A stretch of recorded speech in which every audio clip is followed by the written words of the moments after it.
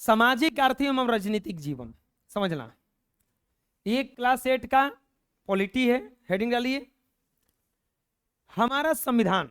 संविधान का प्रस्तावना। प्रस्तावना किसको कहा जाता है? प्रस्तावना उसको कहा जाता है जो फ्रंट पेज पे लिखा जाता है, जो मूल मंत्र जो है संविधान का यही है। क्या? हम भारत के लोग भारत को एक संपूर्ण प्रभुत्व संपन्न समाजवादी पंथ निरपेक्ष लोकतंत्रात्मक गणराज्य बनाने के लिए तथा उसके समस्त नागरिकों को सामाजिक, आर्थिक, राजनीतिक न्याय, विचार, अभिव्यक्ति, विश्वास, धर्म और उपासना की स्वतंत्रता, प्रतिष्ठा और अवसर की समता प्राप्त करने के लिए तथा उन सब में व्यक्ति की गरिमा और राष्ट्र की एकता अखंडता सुनिश्चित करने वाली बंधुता को बढ़ाने के लिए दृढ़ संकल्प होकर संविधान सभा में आज तारीख 26 नवंबर 1949 को एतद द्वारा इस संविधान को अंगीकृत और नियमित और आत्मसमर्पित करते हैं। यह संविधान का प्रस्तावना है। आगे बढ़ते हैं। नेक्स्ट है हमारा मूल कर्तव्य। देखो, कुछ कुछ हम लोग का मूल कर्तव्य भी है। मूल कर्तव्य मतलब क्या? जैसे आप लोग का मूल कर्तव्य एक दूगो होगा कि अपने से बड़ों का आदर करना है, ये मूल कर्तव्य है। माता पिता का हमेशा आदर करना है, स्वच्छ रहना है। तो कुछ कुछ संविधान में भी मूल कर्तव्य लिखा हुआ है। 51 के क में भारत के प्रत्येक नागरिक का कर्तव्य होगा कि संविधान का पालन करे। सबसे पहला मूल कर्तव्य में आता है कि हम लोगों को अपने संविधान का पालन करना है। संविधान के खिलाफ आप जा ही नहीं सकते हैं। उसके आदर्शों, संस्थाओं, राष्ट्रध्वज और राष्ट्रगान का क्या करना होगा? आदर करना होगा। स्वतंत्रता के लिए हमारे राष्ट्रीय आंदोलन को प्रेरित करने वाले उच्च आदर्शों को संजोए रखें और उनका पालन करें। भारत की प्रभुता, एकता, अखंडता की रक्षा करें और उसे अक्षुण्ण रखें। अक्षुण्ण मतलब होता है बिल्कुल शुद्ध रखें। देश की रक्षा करें और आह्वान किए जाने पर राष्ट्र की सेवा करें। भारत के सभी लोगों में समरसता, समान भातृत्व की भावना का निर्माण करें, जो धर्म, भाषा, प्रदेश या वर्ग पर आधारित सभी भेदभाव से परे हों। ऐसे प्रथाओं का त्याग करें जो स्त्रियों के समाज समान के विरुद्ध है। लिख लो, हमारी सामाजिक और सांस्कृतिक गौरवशाली परंपरा को, महत्व को समझें और उसका परीक्षण करें।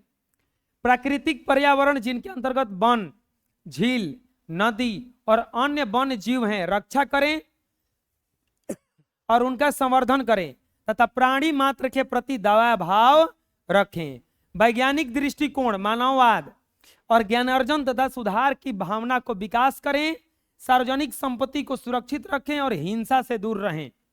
व्यक्तिगत और सामूहिक गतिविधियों के सभी क्षेत्रों में उत्कर्ष की ओर बढ़ने का सतत प्रयास करें, जिससे राष्ट्र निरंतर बढ़ते हुए प्रयोजन और उपलब्धि की नई ऊंचाइयों को छू ले। माता पिता या संरक्षक जैसे भी स्थिति में हो, अपने उस बच्चे को जिसकी आयु 6 से 14 वर्ष के बीच है, शिक्षा देने का अवसर प्रदान करें।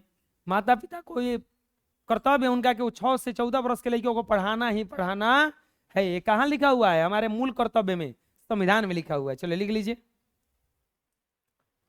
अब 8 क्लास में कौन कौन सा चैप्टर पढ़ना है? देखो, ये चैप्टर का नाम याद होना चाहिए हमेशा। चलो बोलो, भारतीय संविधान, धर्मनिरपेक्षता और मौलिक अधिकार, संसदीय सरकार, कानून की समझ, न्यायपालिका, न्यायिक प्रक्रिया, सहकारिता, खाद्य सुरक्षा।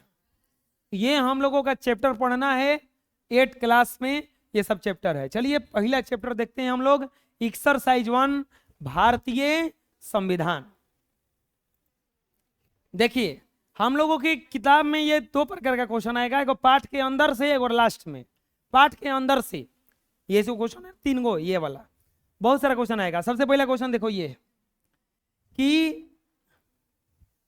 आप अपने विद्यालय के उन नियमों का पालन करते हैं, उसकी सूची बनाइए जिन नियमों का पालन करते हैं। तो सबसे पहले मैं कुछ नियमों का पालन करता हूं, चाहे लड़की होंगी तो लिख लेंगे करती हूं, जो महत्वपूर्ण है। क्या? मैं निर्धारित समय पर साफ सुथरे कपड़े पहनकर विद्यालय जाता हूं, यह काम पहला करना है। दूसरा, नियमित रूप से प्रार्थना में सम्मिलित होती हूं, हल्ला करते हैं। विद्यालय में अनुशासन का पालन करता हूं। शिक्षक के वर्ग में आते ही खड़ा होकर उनके प्रति आदर का भाव दिखाता हूं। वर्ग में शिक्षक की बात ध्यान पूर्वक सुनता हूं। विद्यालय परिसर में सफाई पर विशेष नजर रखता हूं। शिक्षक द्वारा दिए गए गृह कार्य यानी कि होमवर्क को नियमित रूप से पूरा करता हूं।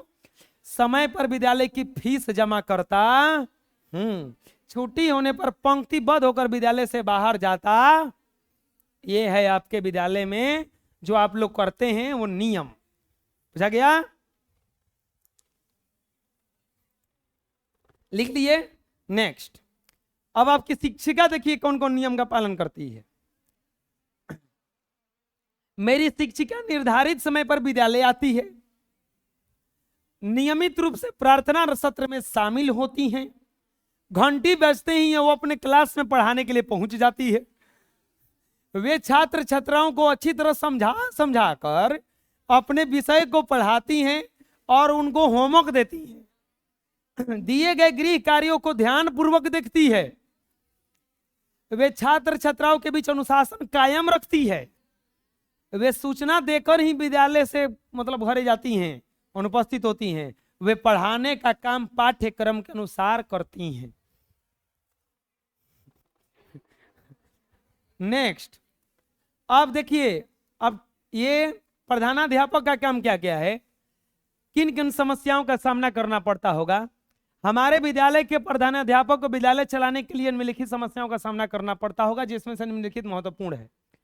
विद्यालय में छात्रों के बीच अनुशासन कायम रखना, ये बहुत जरूरी होता है। जो मेन आदमी रहता है उसको बहुत ये सब देखना पड़ता है।